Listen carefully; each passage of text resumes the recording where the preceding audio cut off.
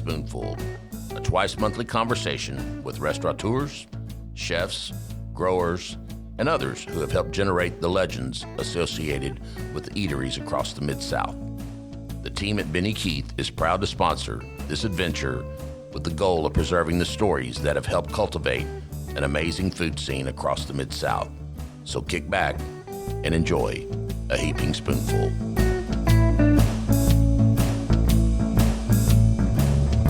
All right, everybody, it is the first or third Tuesday of the month. That means Heaping Spoonful right out of Benny Keith Studios over here in Rose City.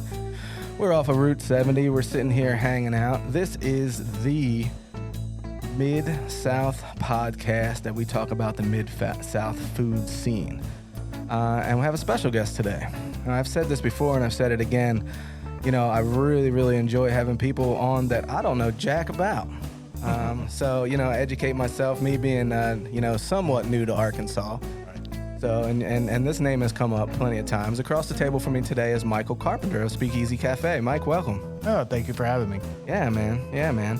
So we talked briefly, you know, when we got up here in the studios. We had a little conversation with Rob here, and then we got into chatting about, about how your name came up. And, you know, you listened to the podcast before, and we talked about, Kelly Bass, who's just awesome.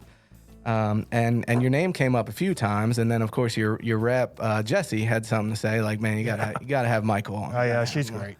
Yeah. Jesse's actually going to be our new rep too, over there at the new spot. Oh, good deal. Yeah, up there in Park Hill. So I'm getting to know Jessie, and she comes into the spot all the time. Yeah, she'll take care of you. Yeah, she's taking care of us so far. So we're excited about her. Excited to be working with her. So, man, all right. So you drove out here from Bryant. You live in Bryant now? No, I live out by Pinnacle Mountain. But I drive okay. down to Bryant every day. So It's not bad. Everybody's like, oh, it's so far. It's like, it's 25 minutes. And I leave at my house at 5 o'clock in the morning. So there's no traffic. So. Yeah. Dude, I don't mind. Like right now, I guess I'm kind of spoiled. I only live like 8-10 minutes from the restaurant. Right. But dude, I don't mind a 25-30 minute ride in. Oh man, that's my quiet time. I don't even have the radio on. I'm just sitting in the vehicle, just cruising. Yeah. And, just getting my head together for the day.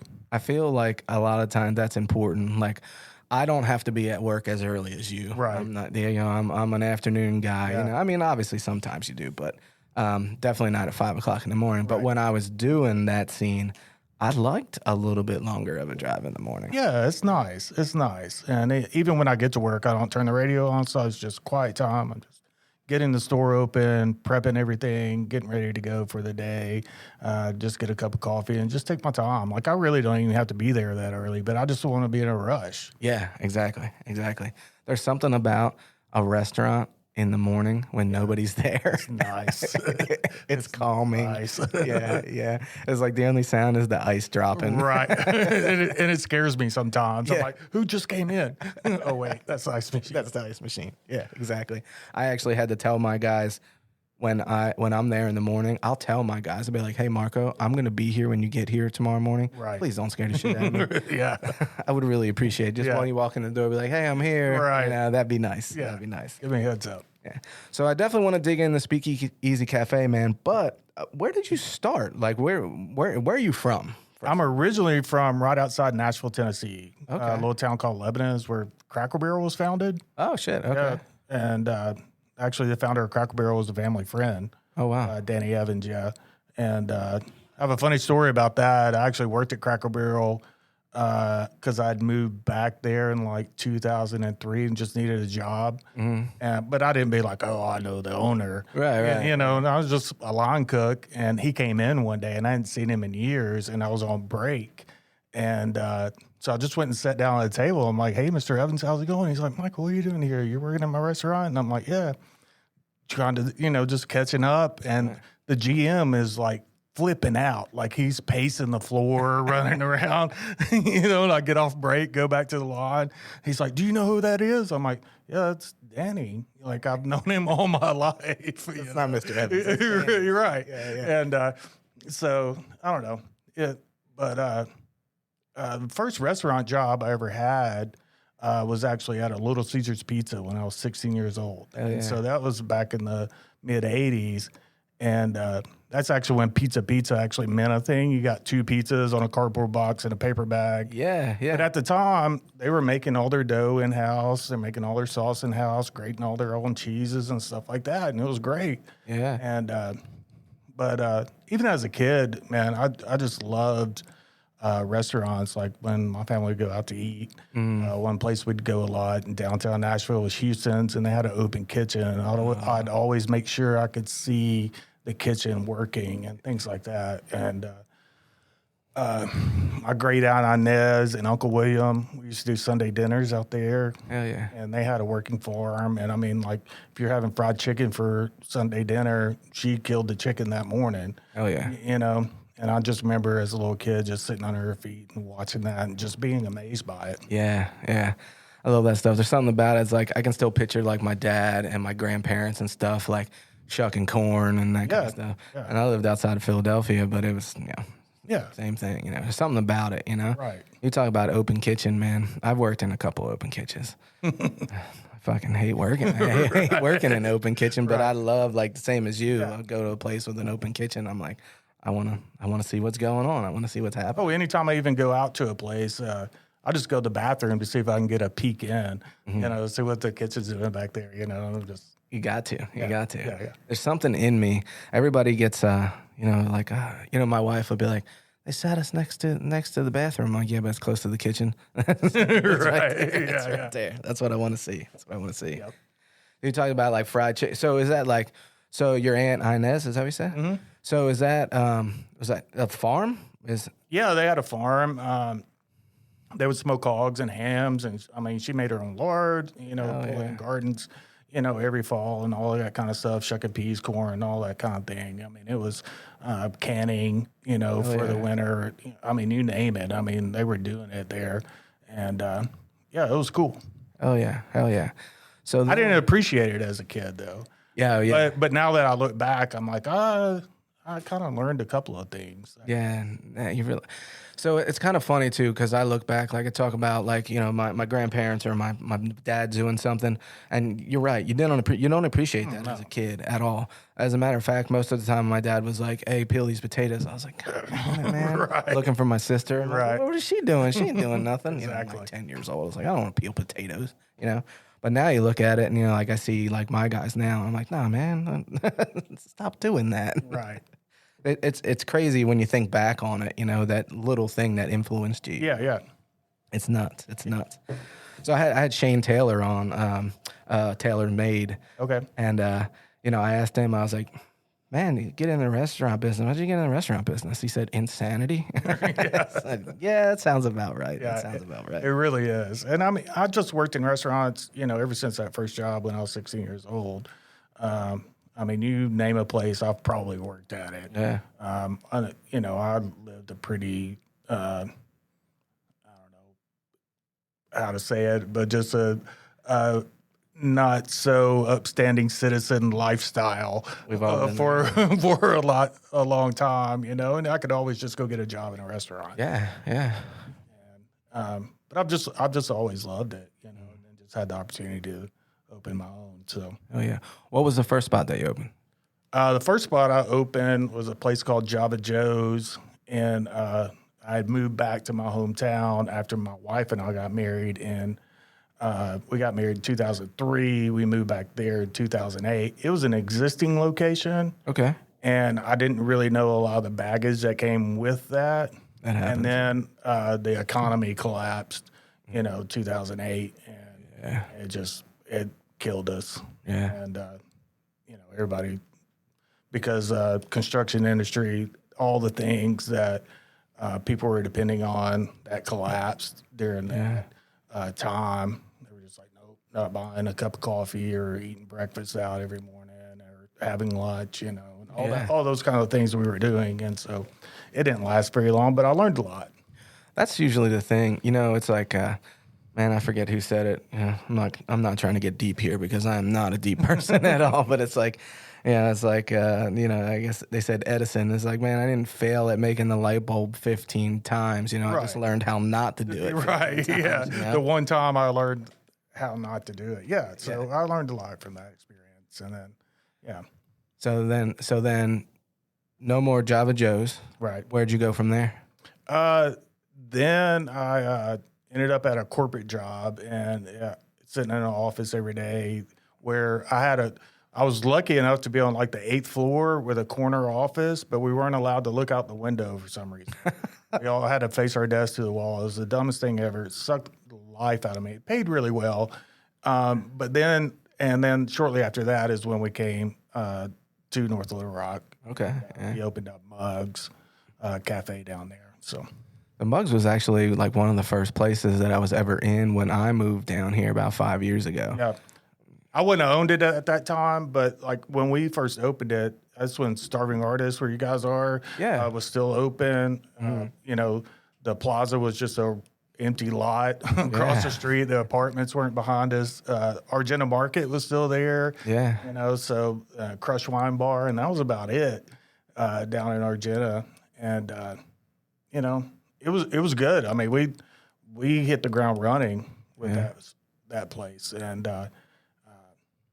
when you talk about, all right, so Java Joe's and then from Mugs, like what are the big differences there as far as now?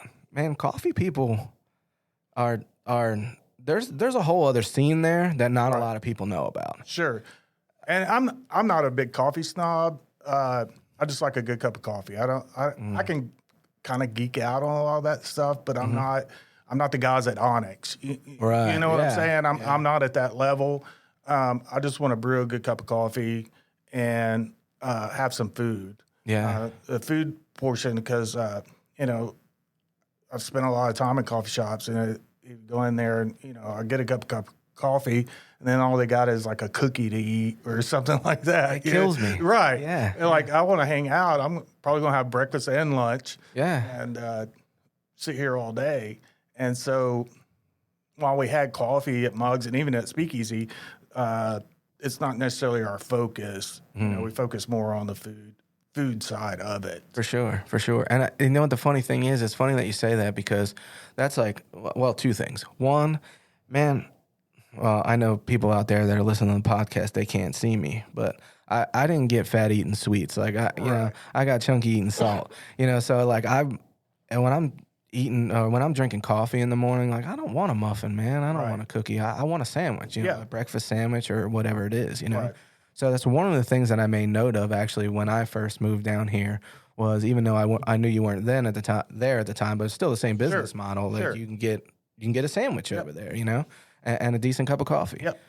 The coffee scene right now is crazy, man. Yeah. I mean, there is, and I'm not saying that they're all good. I think that the coffee is it's like the new bar. Like everybody wants to own like a coffee shop right now.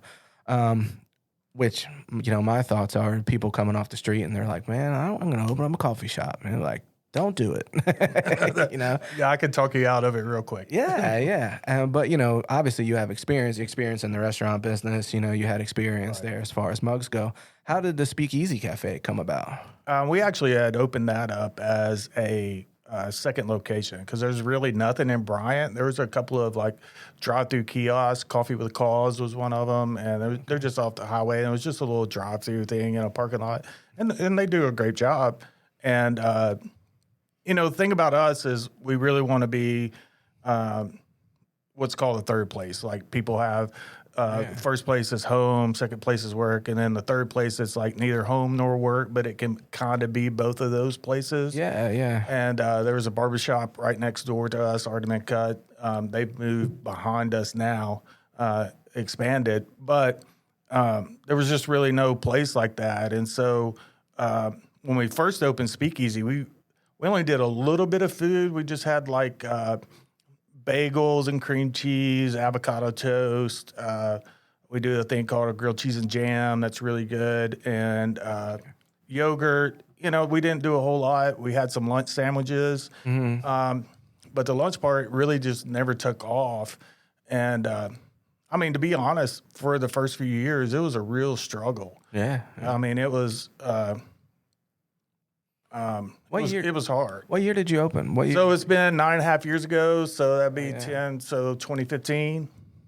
You know, and I mean it was hard for a while because there was nothing around there. Like there was just an empty field across the street from where we were. Right. You know, we were kind of in the center of town, behind Walmart, all that kind of stuff. I mean, like it or not, and small town Arkansas, Walmart's the center of town. You know? That's downtown. You know, Bryant, but. You know, we got a lot of traffic from the barbershop and people kind of started knowing about us. But, you know, there was a period of time to where I didn't think it was going to make it. Like, I was just running it by myself.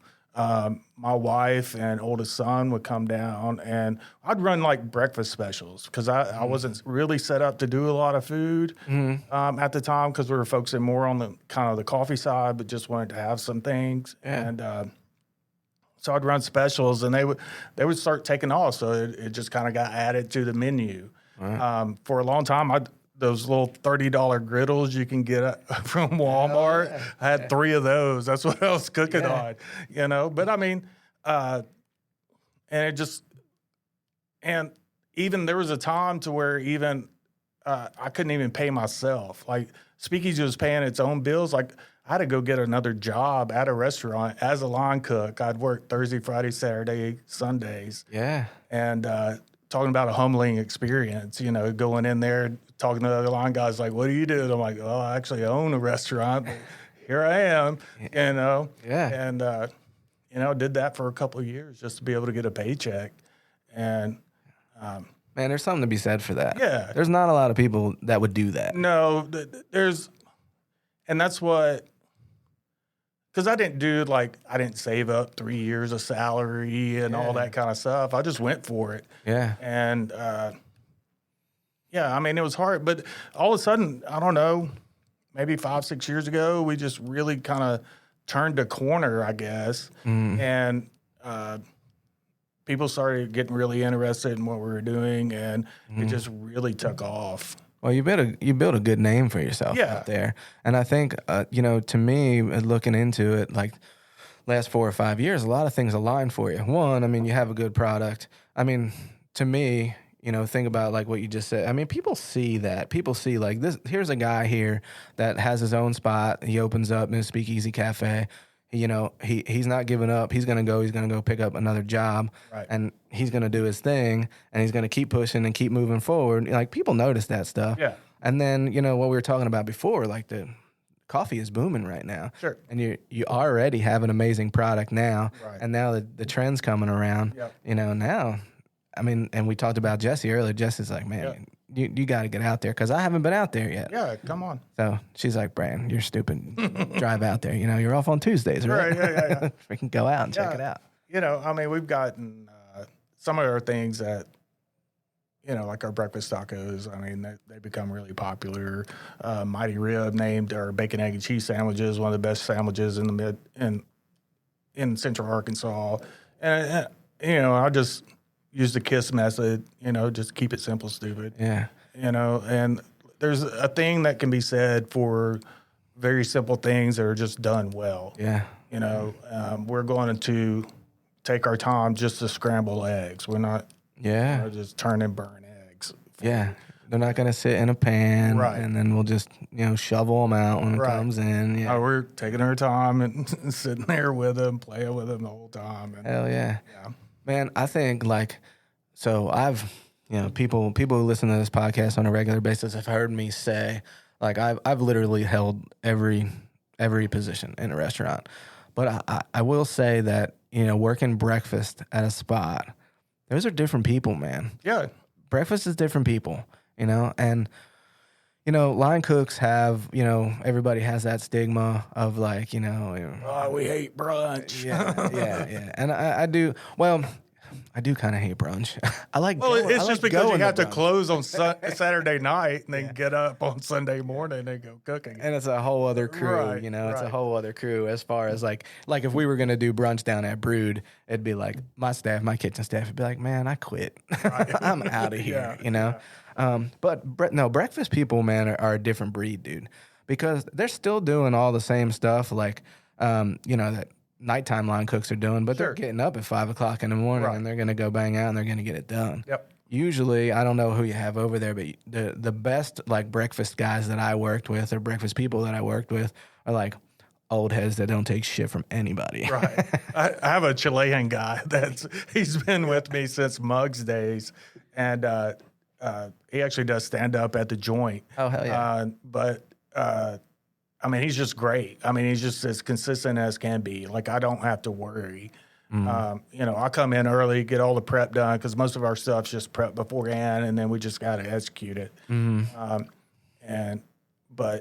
I mean, I can throw something at him like, "Hey, man, we're running this special. Just put this, and this together," and he's like, "Got it." Yeah, done. Yeah, that's no big deal. And I'm a big believer in paying people very, very well to do those jobs. Yeah, absolutely. And I always say we're just Waffle House.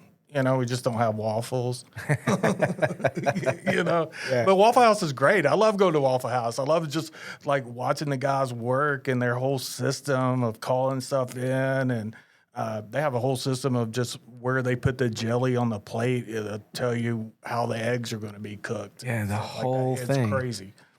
And that's why those places are successful. Yeah. Places like that, you know. And there is something about there's something to be said for sitting at a Waffle House at midnight, Yep. sitting at the counter watching those people work, man, and drinking probably a crappy cup of coffee, but I'm still drinking it. And I'm still gonna get another one, Yeah. you know, and sitting there watching it. And my wife's always like, "Are you gonna eat?" And I'm like, I'm eating, but I'm just watching what's happening. There's something about it. You ever seen the Anthony Bourdain episode where he's with Sean Brock in Atlanta? And he takes him to a Waffle House. He's like, "Where's this been all my life?" Yeah, exactly. And that's what it is, Right. man. There's something to be said. Waffle House has its place. Yeah. You know, I'm not going to say that for all chains, but Waffle House has its yeah. place. Yeah, for sure. Now, but the other thing that you mentioned too, and this is one thing that I try to beat into my crew, because listen, everybody, and I'm sure you've been through this before, you know, with staff or even people that you've worked with in the past. It's like everything's got to be in a fucking magazine. Right. And you're like, bro, listen, you know what's going to go really good with that fish? Just a really nice butter sauce. Right.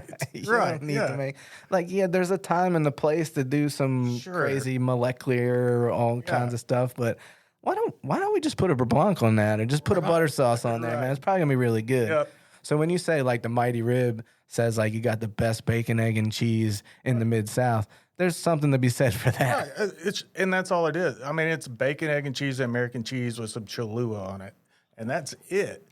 But it's good, and I'm dumbfounded, and I eat it all the time, and I'm just dumbfounded. I was like, why is this so good? Yeah. You know, we just from Benny Keith get some really nice bread and bacon, some good eggs. Yeah. You know, Yeah, and do it right. Yeah. You know? And like you said, you're doing everything to order. Yep. Somebody orders scrambled eggs, you're making that to order. Yep. Have you ever done it's so funny. Like I don't know who I had on the podcast. We talked about it, but that's another cook too. Somebody that can cook 8 different kinds of eggs. You know, Yeah. like a poached egg, a scrambled egg. The only thing we don't do is poached eggs, just because I have a tiny kitchen, very tiny. We have a 3-foot griddle and 2 induction burners or skillets on them that we're scrambling eggs in, and that's it. Yeah. You know, Hell yeah. But man, on a Saturday we'll do 125, 150 transactions, and that's just transactions. That means some of those tickets might have had 6 or 8 people on them. Yeah. And we'll knock it out. And I think that's because we're such a small little place. I mean, we're just in a 1,000-foot storefront. Right. With the deck, we've got 30 seats. Yeah, I was going to ask you how many seats. And so people will come in, they'll see the line or see that all the tables are full. And we try to encourage it because we don't have a host or a hostess or anything. You just order, it's over-the-counter service. Yeah. We just try to encourage people look, just go ahead and get your order in. It's going to be 30, 40 minutes before yours is going to come out. And by that time, just hang out. We can get your coffee going. Just hang out. Yeah. By the time your food comes out, I promise you there's going to be a seat open. Yeah. Or at least just share a table. There's just 2 people sitting at this 8 top. Sit down. Yeah. Make new friends. Yeah. Man, I love that. There's a couple breakfast spots back home that are like that too. In Philadelphia, there's definitely a couple spots where they're like, man, just go sit with them, man. Just hang out. It's like, kind of like a bar feeling. It's like sitting at the bar where you're chilling out, having something to eat, and talking to everybody else around. And there's also something to be said for like I tell my crew too. Like, listen, we're super freaking busy. Okay, right. Like when it comes to Argenta, there's something going. We talked about Timberlake coming into town. Right. It's gonna get nuts. All right. Yep. If the food is right, people will wait. It's okay. Yep. It's fine. If it's gonna take 40 minutes, not a big deal. As long as you're putting out a good product. Yep. That's it. I mean, so you got a 1,000-foot storefront. I mean, you're turning 125 transactions on Saturday morning. Right. That's there's a line out the door. I mean, and a friend of mine was like, just tell people to trust the line. And I never thought about that. I'm like, oh, yeah, just trust the line. There's a line here for a reason. Yeah. Absolutely. I remember when we had mugs, we've been open 2-3 weeks. Garth Brooks played at the arena. Oh, man. And I mean, and of course, I'm like, we're us, Starving Artists, Crush Wine Bar. That was it. Yeah. And so I actually ended up having to count people and just be like, okay, you're the last person. Like, I have no food left. Yeah, that's it. And you can only get one of these 2 things. We were not prepared. It's running like food truck stuff. Right. Yeah, like we're out, bro. Like that's it. Yep. That's it. Man, oh man. So who was the cook in your house growing up? My mom mostly. Yeah. Yeah. But I would always help. I was always interested, and we did dinner a lot. My dad worked a lot. He owned a construction company, so he was in and out. So a lot of times it was just me and my sister just kind of fending for ourselves. Yeah. And there was always food in the house, so we just figured it out. Now, is there anything like that on your menu now that you're like, I used to cook this like growing up, or this was my go-to growing up? It's on the menu. Probably our French toast, because that's just easy. Yeah. I mean, French toast, grilled cheese. I mean, we just got a grilled cheese, just a basic grilled cheese on our kids' menu. But I mean, you don't have to be a kid to order it. I mean, it's great. Hell yeah. French toast. What kind of bread are you using? Brioche. Hell yeah. I figured you were gonna say that. Yeah. We just make a simple mix batter for it. Just eggs and cream, cinnamon, vanilla. Yeah. It's the best. It's simple. Brioche. And we stack it with eggs and sausage. Oh yeah. I always encourage people. It's like, just pour the syrup over everything. Just dump it on there. Yeah. Sausage and syrup is like one of my fat kid meals. Right. Yeah, for sure. Hell yeah. Well, listen, man, we're going to take a quick break. Okay. We're going to listen to Rusty's beautiful voice and some commercials, and we're going to be right back with Heaping Spoonful. I hope you're enjoying this episode of Heaping Spoonful. We at Benny Keith Foods enjoy talking about the food scene almost as much as we enjoy providing the top quality ingredients that help restaurateurs and chefs across the Mid-South create their magic. Now let's dive even deeper into the culinary world with your host, Chef Bryant McFadden. All right, everybody. It is the first or third Tuesday of the month, and we are back at Heaping Spoonful, and we're sitting here with Michael Carpenter of Speakeasy Café. Mike, we just talked a lot about breakfast and what you had going on up there in Bryant. Do you have another move? Yeah. Yeah, you do? Yeah, I mean, our lunch menu is pretty great, too. Oh, yeah. We smoke all of our own meats. So we do like a smoked turkey club. You got 1,000 feet out there. Where's the smoker at? It's out in the parking lot. Hell yeah. I bought a parking garage. I don't know what you would call it. Like a little pavilion thing? Or? Yeah. And screened it all in. Got a smoker out there. So we do a Cuban sandwich. We smoke the pork and the ham for that as well. Oh, yeah. If I had to walk in and stuff, I'd make my own bacon. But we make our own chorizo for tacos and burritos. Man. Smoked bologna, our fried bologna sandwich. We do that for breakfast, but that's one of the most popular items. We make chow to go on that. You said you have a 3-foot griddle. Yeah. And a couple induction burners. Yep.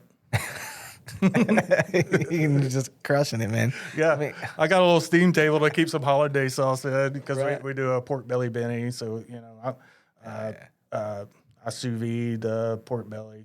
That way we can just slice it and throw it on the griddle and crisp it up. Hell yeah. Man, oh man. So, all right. So now you're talking about pork belly Benny. Yep. All right. Said you got a Cuban sandwich on the menu. Yep. You're smoking all that stuff in house. Mm-hmm. You got 1,000 feet, maybe 30 seats. Yep. You're just moving, man. Yeah. You're just moving. Yeah. I mean, it's I wonder sometimes how we get it done because I have a small crew too. Mm-hmm. So Alexi, that's my main cook. He's the only cook besides me. And then I have another guy, Sam. He's kind of a customer service barista guy. Mm-hmm. Helps at the line. He's just kind of an all-around guy. And then my wife and youngest son come down on Saturdays, help us out.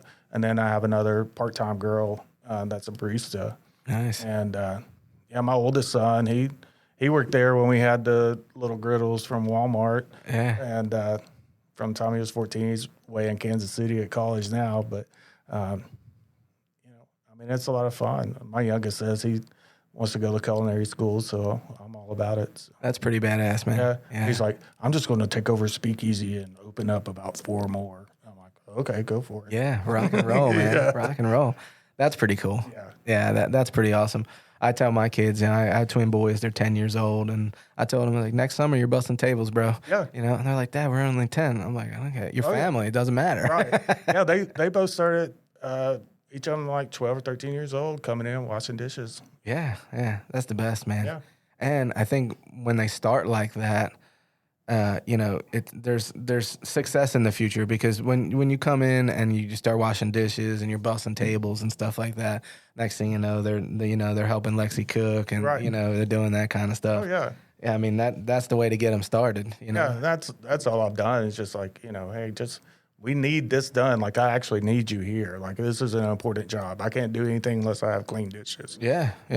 But then I slowly start showing them how to do other stuff. And, Start working them into the prep and that kind of stuff. Yeah, you can clean this while you clean that. Right. You can do this. At a prep table, wash your hands. Let me show you something. Right.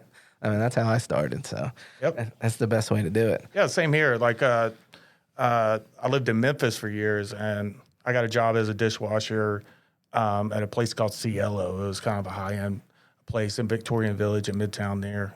And the sous chef just walked out one day. But the executive chef, he would always just have me kind of come and do prep and would show me stuff. And then when he walked out in the middle of shift, he's like, hey, can you step up and get on the grill? And I'm like, yeah, I actually can. Because even before then, I'd worked in some steakhouses. Like, I'd worked at a Ruth's Chris. I was a kitchen manager at an Outback, things like that. And so I knew how to cook a steak and grill some chicken and whatever else we needed. But I learned a lot from him. So I was thankful for that. Man, I that's how actually I started because I was washing dishes. I was like 13, 14 years old. Yeah. And I did that for a couple years and, busting tables, doing that whole thing. And at that time, I was doing a little bit of prep. But then I was working at this place called the Roasted Pepper. And the dish pit was like just an extension of the line. Right.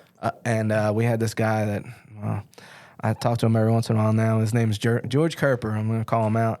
And he was there for years, and he was like the sandwich guy. He's doing like cheesesteaks, making Italian hoagies, that kind of stuff or whatever. He got all pissed off one day, stuffed his keys in his fanny pack, and then just walked out. Right. And the owner looked at me and was like, you've been watching him for like 2 years now. You can do it. And I was like, okay, sure. And then just never looked back, you know? That's awesome. That's how that stuff starts. Yeah. Now. No, you're stuck. Yeah, now I'm stuck. That's it. Yeah, it was a good idea. It'd be fun, they said. And it is. It is. Wouldn't trade it for the world. You had mentioned earlier you worked in an office building, and I didn't bring it up when you mentioned it, but I worked office life for a little bit. I still worked at like a little, Irish pub on the weekends. But when you said worked at a freaking office for a little bit, like with my back to the window. My soul hurt. That hurts me, man. Yeah, it sucked the life out of me. And I mean, I was just moving one number from here to there. It was the dumbest job ever. Yeah. I mean, I was like, you could train a gorilla to do this. So Yeah. why are you paying me this much money to sit here and do this? Yeah, because they have to. Right. I mean, I felt guilty sometimes. Like I'm actually doing nothing. Yeah. So, man, how long Speakeasy been open now? 9.5, almost 9.5 years. July 1st will be 10 years. Man, Yeah, we're going to do a dance party. I was gonna say you're gonna celebrate. Yeah. So I found this little button you can do a 30-second dance party. And so, like, we're going to press the button every time somebody comes in. If they dance, they'll get a free coffee on our 10-year anniversary. Like dancing monkeys or something. I think it's kind of cruel sometimes, but I also think it's kind of fun. I think it's awesome. Yeah. Those are the best, man. Do you have 10 years, man? I mean, you hanging out? Like, what do? You gonna open up another one? You gonna wait for the little man to open up another one? Yeah, I don't know, man. I would love to expand. Like, I'd like to have, like, put a full bar in there as well. But I know absolutely nothing. I've done everything in the back of the house. I've waited tables just because I had to in some places. But I know nothing about running a bar program. I know 2 drinks, and those are the ones I get, and a shot, you know? Yeah. Like, went to New Orleans a couple weekends ago, and I'm like, we were at Commander's Palace, and they had like 25-cent martinis. I'm like, I've never actually ordered a martini at a bar before. You know, I mean, it's just like, so I had my first martini, and Hell yeah. and it was awesome. My service there was phenomenal. It was just Friday lunch, but you know, they're staging everything off the table, and everybody just setting all the plates down at the same time. It was just Friday lunch. That's crazy. Yeah. I mean, that's where like Paul Prudhomme, Emerald Glossy, you know, they all got their start there and stuff. So it's kind of one of those places you have to go when you're in New Orleans, but it was incredible. It's always cool to experience stuff like that. Yeah. Been to New York City quite a few times, and Eric Roper, La Bernardin and stuff like that. And it's kind of the same thing, man. It's like, it doesn't matter if there's 5 people at the table or 10. I don't think they seat any more than 10 people, but it's like everything drops on the table at the same time. Yep. It's like a song. It's crazy. Yeah. It's crazy. Yeah. And everybody, it's all from this side and that. Right. Yeah, it's like, it's a little overwhelming. I'm just happy if we get it all done at the same time. Yeah, all the food went out. Like, these people are together. Yeah, totally with you on that. Right. You said, what's your drink of choice? What do you drink? Vodka tonic. Hell yeah. Lemon. I'm simple. I'm a gin and tonic guy. Yeah, for sure. So it's like, for the longest time, we have a full bar now. And then that was the plan from the beginning. But back home, we were going to open up a spot. And I was like, I'm a gin man. We're just going to open up a bar. We're just going to serve gin. That's it. That's it. We got a full kitchen and gin. Right. That's it. And my wife was like, that's stupid, baby. I'm like, oh, okay. Yeah, whatever. Yeah. The voice of reason. Right. The voice of reason. Yeah. Man, I got to tell you, though, when I dropped your name, so Rusty's always like, Rusty's really good about it. Like, he pretty much let me have on the show whoever I want, but he always wants to, like, run it by me, When your name came up, he was like, oh, yeah, man, have him on. He's doing good things out there, He said he's been out there a couple times. Okay.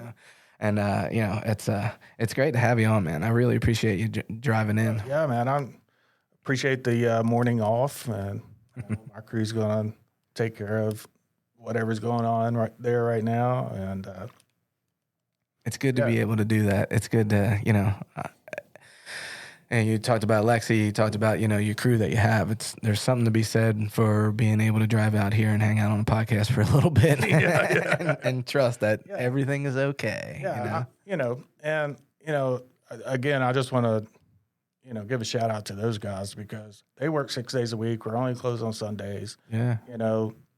But we close at 1:00. So during the week, they're out of there 1:30 at the latest. So getting everything cleaned up, but it's still 6 days a week. Yeah. They never complain, hardly ever even ask for time off, they know they can ask if they need it. Yeah.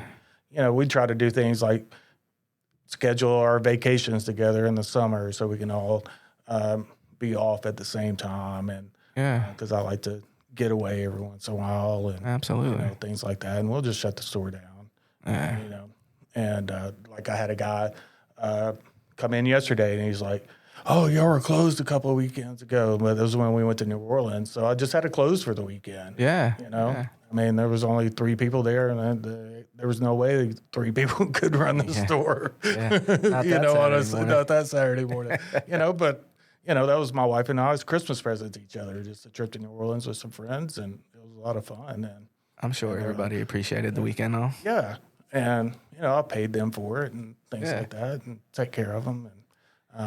And I think that's the biggest thing. And I know, like after COVID, people were like, "Nobody wants to work," and I'm like, "Well, no, they just don't want to work for what you're willing to pay them." Yeah.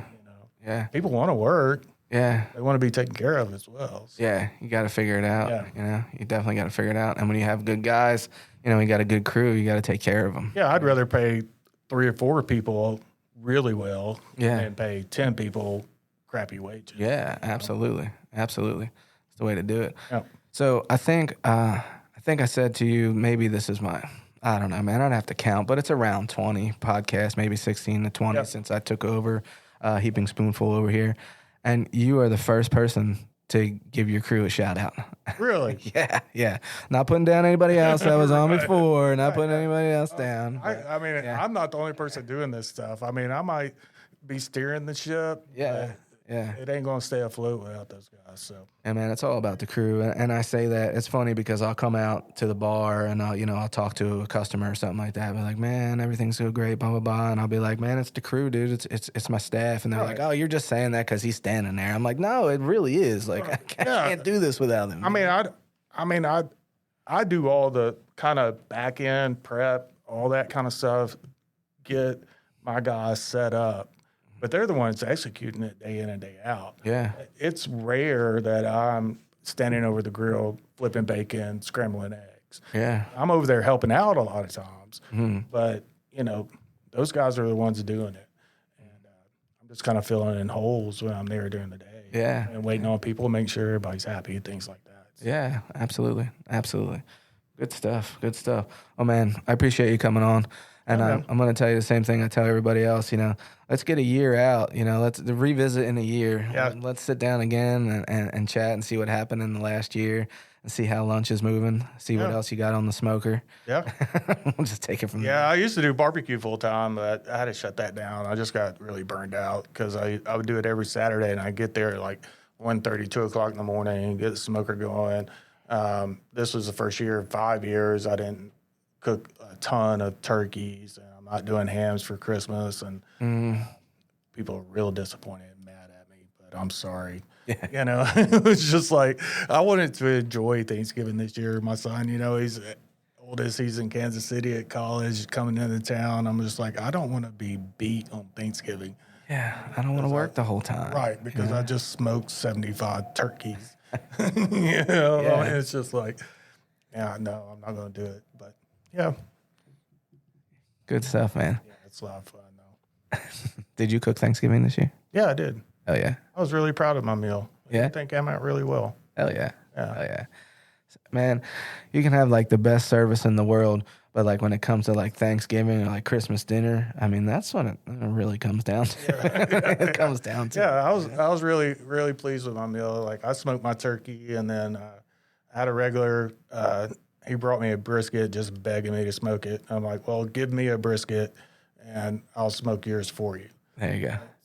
Because if I'm going to go through smoking a brisket, I want something out of it. But yeah. He's like, okay. Got a brisket out of it. Nice. Well, good shit, man.